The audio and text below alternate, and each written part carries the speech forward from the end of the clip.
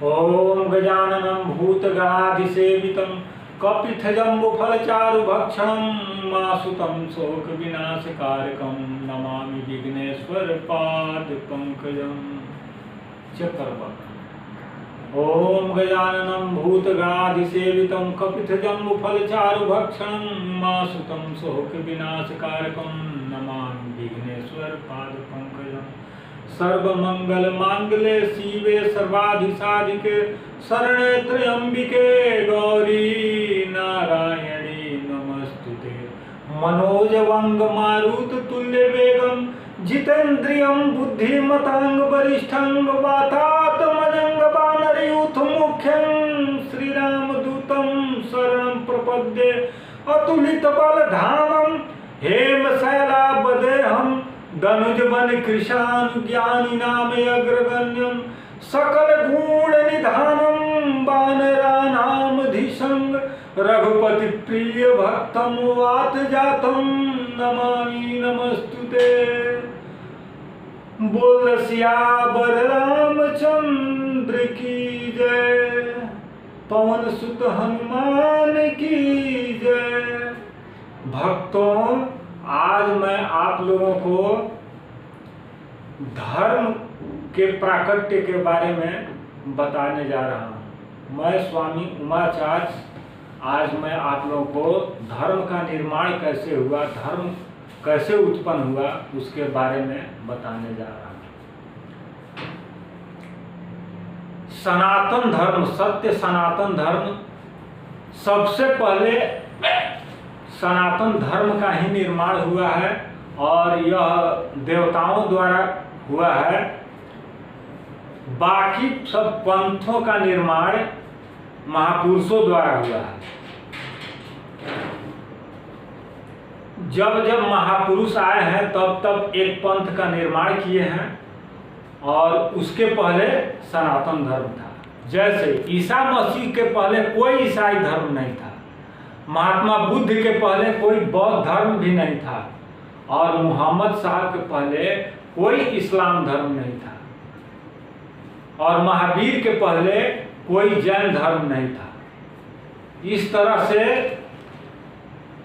जब ईसा मसीह आए तो उन्होंने उनको जब वो जुआ अवस्था में आए और आने के बाद जब उनको आत्मज्ञान हुआ, तपस्या साधना किए, जब उनको आत्मज्ञान हुआ तो उन्होंने एक धर्म पंथ का निर्माण किया जिसे ईसाई पंथ कहते हैं।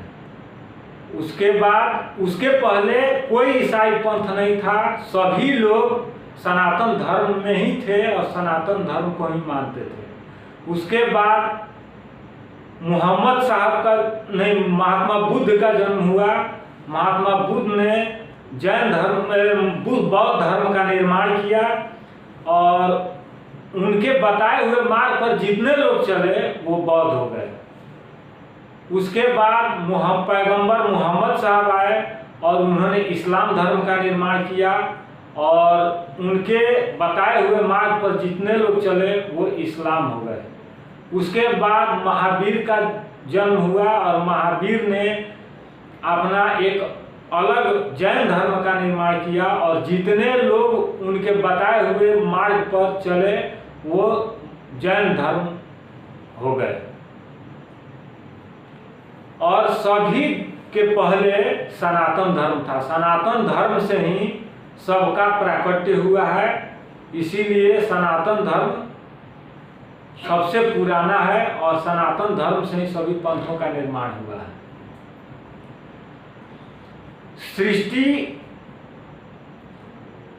सृष्टि का निर्माण कैसे हुआ इसको भी मैं बताने जा रहा हूं। सर्वप्रथम इस विश्व ब्रह्मांड में कुछ भी नहीं था, न कोई जीव था, न कोई पेड़ पौधा था, कुछ भी नहीं था, यह एक शून्य था। तब माता आदि शक्ति अपने आप रूपी शक्ति से प्रकट हुई और उन्होंने सबसे पहले ब्रह्मा को उत्पन्न किया और ब्रह्मा को उत्पन्न करके उन्होंने उनसे कहा कि तुम हमसे ब्रह्मा जी उनसे पूछे कि बोलो माँ, मुझे क्यों प्रकट की, मुझे किस लिए जन्म दिया। तो उन्होंने कहा कि तुम हमसे शादी करो कि सृष्टि हो। ब्रह्मा ने कहा कि माँ, तूने मुझे जन्म दिया है तो मैं तुमसे तो शादी नहीं कर सकता, क्योंकि मैं तो तुम्हारा पुत्र हूँ, तुम मुझे जन्म दिया है, इसलिए मैं तुमसे शादी नहीं कर सकता।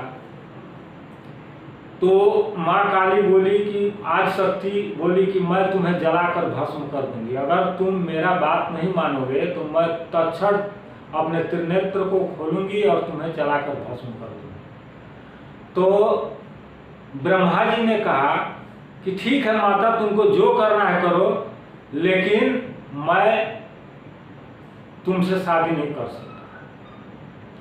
तो आज शक्ति ने उनको अपना त्रिनेत्र खोली और जला करके भस्म कर दिया। फिर उन्होंने विष्णु भगवान को उत्पन्न किया और अपने शक्ति से जब विष्णु भगवान को उत्पन्न किया तो उनसे भी वही प्रस्ताव रखी कि तुम हमसे शादी करो कि सृष्टि हो। तो बोले कि तुम हमको जन्म दी है, इसलिए तुम हमारी माता है और माता से मैं शादी करूंगा तो इतिहास खराब हो जाएगा और धर्म संगत नहीं है, इसलिए मैं तुमसे शादी नहीं कर सकता। तो बोली कि सोच लो, तुम्हारे पहले भी मैंने ब्रह्मा को उत्पन्न की थी और उन्हें जलाकर भस्म कर दी, और तुम्हें भी मैं जलाकर भस्म कर दूंगी। बोले कि जैसी तुम्हारी इच्छा। तो माता ने त्रिनेत्र खोला और विष्णु भगवान को भी जलाकर भस्म कर दिया। फिर लास्ट में शंकर भगवान को उत्पन्न की और शंकर भगवान को कही कि तुम हमसे शादी करो।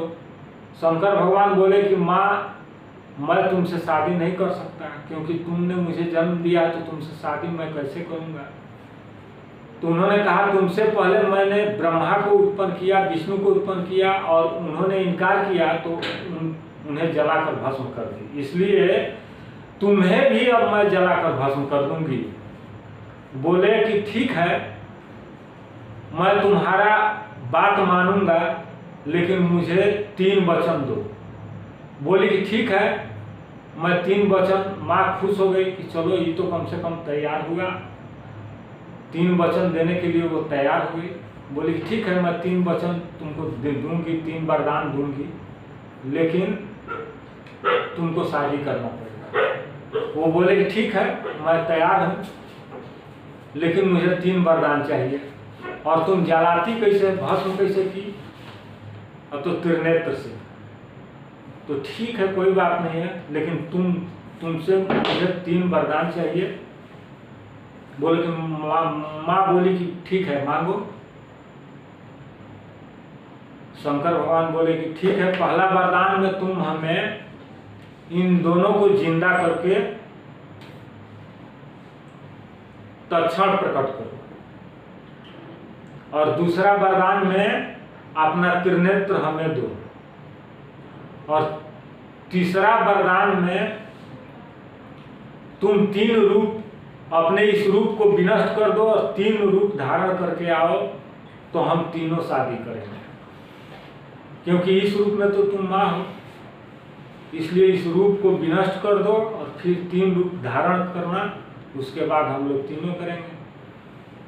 तो माता आदि शक्ति गुस्सा गई, क्रोधित हो गई, बोली कि नहीं, मैं तुम्हें जलाकर भस्म कर दूंगी। तो बोले कि ठीक है, तुम तो वचनबद्ध हो, अब तो ये जीवित हो गए, ब्रह्मा जी भी जीवित हो गए, विष्णु जी भी जीवित हो गए, और तुम जलाओगी तो हम भी तुम्हें जला दे करके भस्म कर देंगे। तो माता ने देखा कि भाई बात तो सही है, हम लोग भी जल जाएंगे, हम भी जल जाएंगे, ये लोग भी जल जाएंगे, फिर कोई फायदा नहीं होगा। इसलिए माता आज शक्ति ने अपना त्रिनेत्र खोला और अपने आप को जला करके भस्म कर दी, और फिर समय समय पर उन्होंने 3 रूप में प्राकट्य लिया है, और तब तीनों से उनका विवाह हुआ है।